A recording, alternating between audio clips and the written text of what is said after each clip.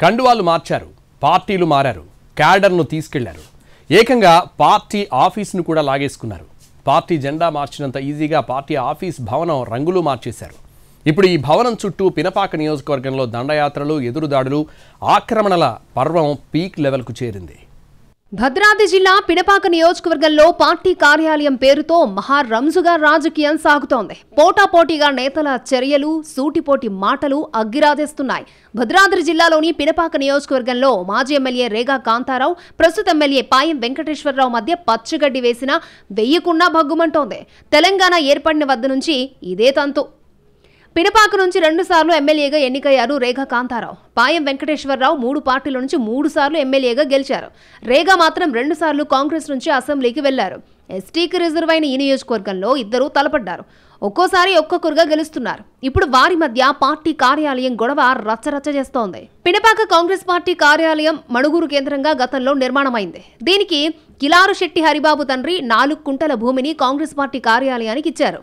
నిర్మాణం తర్వాత ఆనాడు ఉమ్మడి ఖమ్మం జిల్లా కాంగ్రెస్ అధ్యక్షుడిగా ఉన్న సత్యం దీన్ని ప్రారంభించారు. ఆ తర్వాత 2018 ఎన్నికల్లో రేగా కాంతారావు కాంగ్రెస్ నుంచి గెలిచి ఆ తర్వాత బీఆర్ఎస్లో జాయిన్ అయ్యి అక్కడ విప్ పదవితో పాటుగా భద్రాద్రి జిల్లా పార్టీ అధ్యక్షుడిగా వ్యవహరించారు. అయితే పార్టీ ఫిరాయించిన తర్వాత రేగా కాంతారావు పార్టీ కార్యాలయాన్ని కూడా తన వెంట తీసుకుని వెళ్లాడు. దీనికి వ్యతిరేకంగా ఆనాడు భట్టి విక్రమార్క, రేణుకా చౌదరి, సీతక్క, పొదం వీరయ్యలు ఆందోళనలు చేసినప్పటికీ ప్రయోజనం లేకపోయింది. అది ఆనాటి నుంచి బీఆర్ఎస్ కార్యాలయంగానే మారిపోయింది. ఇక 2023కు వచ్చేసరికి పాయం వెంకటేశ్వరరావు అప్పటి వరకు బీఆర్ఎస్ లో ఉండి కాంగ్రెస్ లోకి జంప్ చేశారు.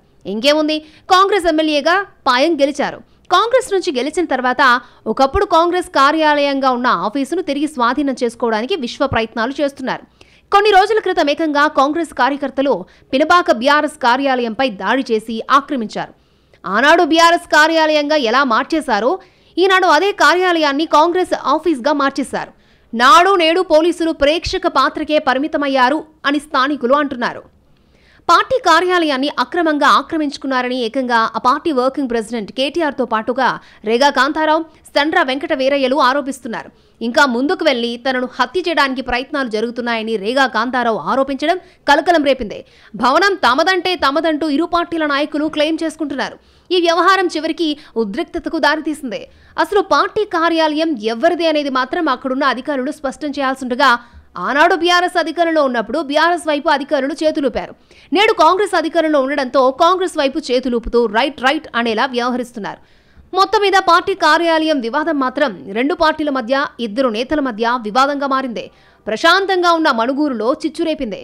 అయితే కొసమెరిపేంటంటే పార్టీ కార్యాలయం చిచ్చుపై మాత్రం జిల్లాలోని 3 మంత్రులు నోరు విప్పడం లేదు.